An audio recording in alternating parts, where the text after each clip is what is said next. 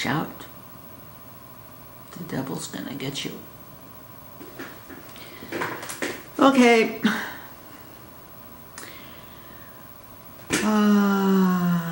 Petepauliepan asks, where does creative energy come from? And what do I do to allow it to manifest itself in my life or something? Sorry. I don't always get this perfectly right. Well, I don't know. I always did it. I was always like this. Even when I was 3 or 4. I guess my mother was sort of creative, and she was always making something. I don't know how creative the things were, but she was very good at what she did.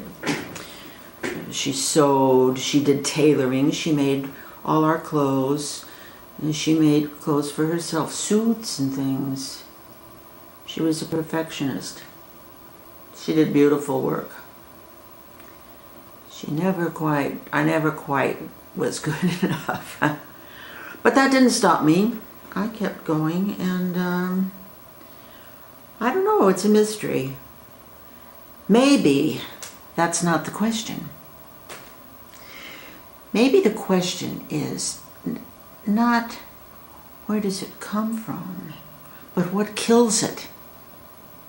Maybe we all have equal amount, but things in our lives, early on in our lives, squelched it. And it happened so early that we were just convinced from there on that we didn't have any. It's an interesting topic.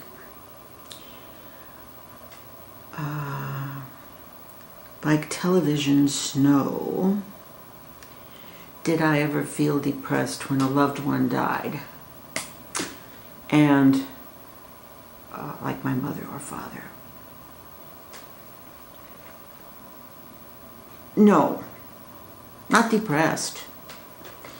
When my father died, it was very sudden, and I was very fortunate through that because I was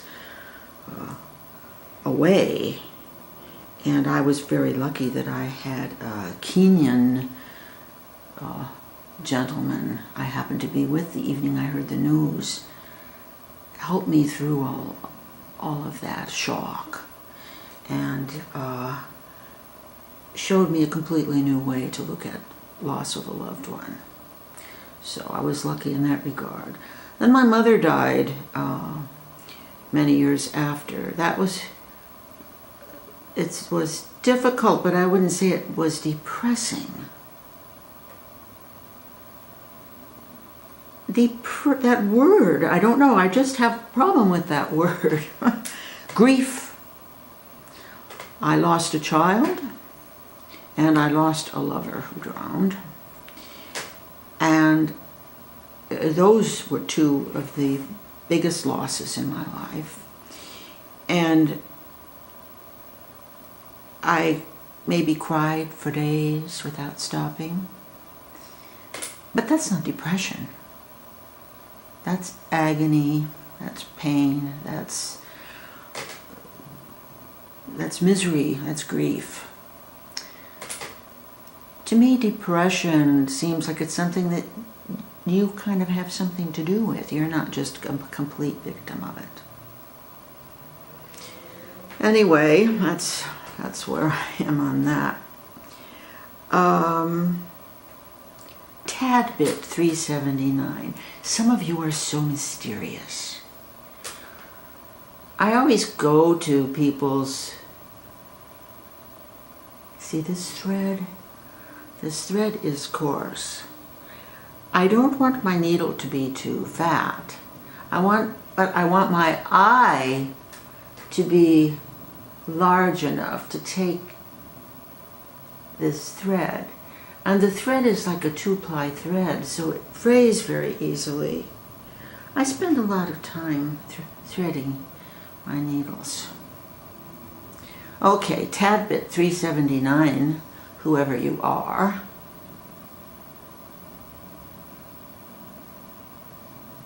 You know, like when you see, when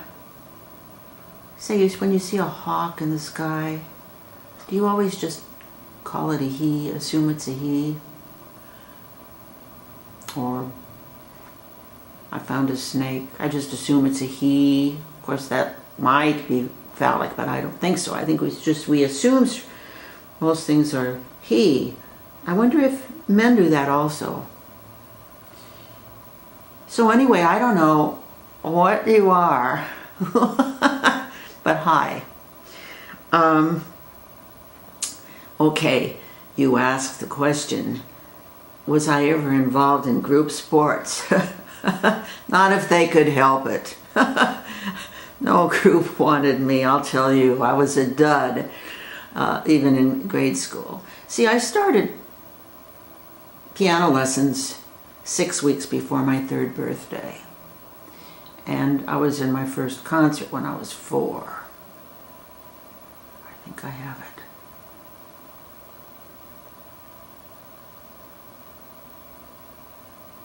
And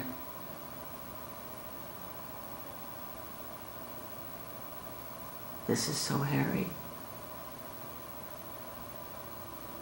No. Now I have to cut it. Well, anyway, I was in my first concert when I was 4. And then I was always playing in recitals and things. And my mother would never let me play with a ball because I might hurt my fingers. I had a strange childhood. So I couldn't play baseball or any of the group sports, or even like a volleyball. That was a little better, but what I would do, and so nobody ever wanted me on their team. So what I would do is when the nominations were open, my hand would be just flying there so that I could nominate somebody.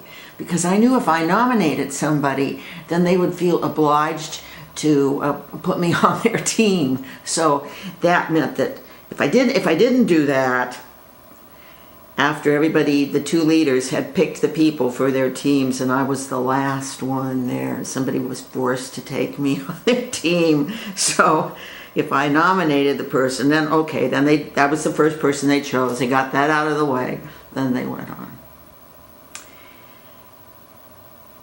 And according to your comment, I just noticed the end of your comment, that you said you would like to place a bid on this quilt for $400.